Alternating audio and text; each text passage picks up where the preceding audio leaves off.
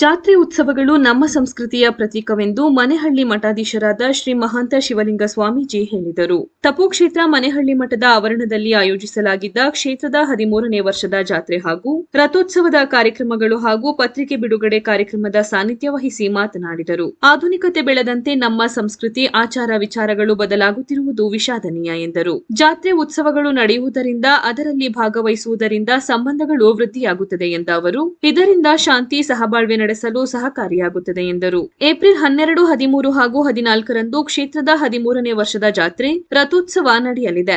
ಎಲ್ಲಾ ಭಕ್ತಾದಿಗಳು ಪಾಲ್ಗೊಳ್ಳಬೇಕೆಂದು ತಿಳಿಸಿದರು.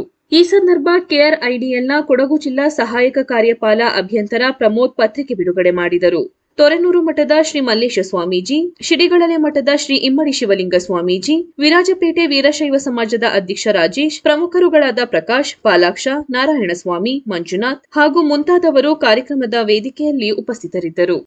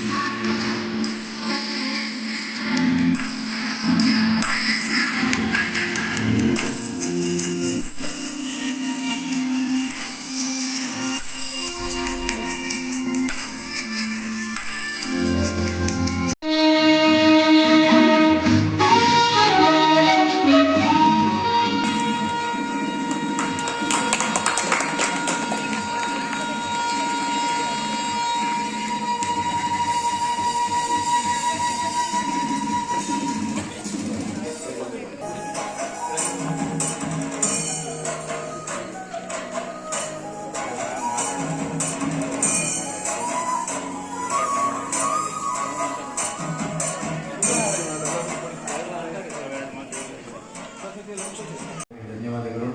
ಈ ಕಾರ್ಯಕ್ರಮದಲ್ಲಿ ಇರುವಂತಹ ಈ ಕ್ಷೇತ್ರದ ಎಲ್ಲ ಸಮಿತಿಯ ಸದಸ್ಯರುಗಳಿಗೂ ಕೂಡ ತುಂಬ ಹೃದಯದ ಸ್ವಾಗತವನ್ನು ಬಯಸ್ತಾ ಈ ಒಂದು ಜಾತ್ರಾ ಮಹೋತ್ಸವಕ್ಕೆ ಕಾರ್ಯಗಳಿಗೆ ವಿದ್ಯುತ್ವಾದಂತಹ ಚಾಲನೆಯನ್ನು ಕರಗೂರ ಚಲಮೂರ್ತಿಗಳು ಹಾಗೂ ಅತಿಥಿಗಳು ಕೈ ಜೋಡಿಸುವ ಮೂಲಕ ಜ್ಯೋತಿಯನ್ನು ಬೆಳಗಿಸಬೇಕಾಗಿ ಕೇಳ್ಕೊಳ್ತಾ ಇದ್ದೀನಿ. ಸೋಮವಾರಪೇಟೆ ಐಗೂರಿನವರು ಈಗ ಪ್ರಮೋಷನ್ ಆಗಿ 5 ತಿಂಗಳಾಗಿದೆ. ಹೊಸ ಉಸ್ತುವಾರಿ ಈ ಕ್ಷೇತ್ರದ ಒಂದು ಕಾರ್ಯದ ನಿಮಿತ್ತ ಇವತ್ತು ಆಗಮಿಸಿದ್ದಾರೆ. ಅವರಿಗೆ ಗುರುಗಳ ಆಶೀರ್ವಾದ ಇರಲಿ ಅಂತ ಹೇಳಿ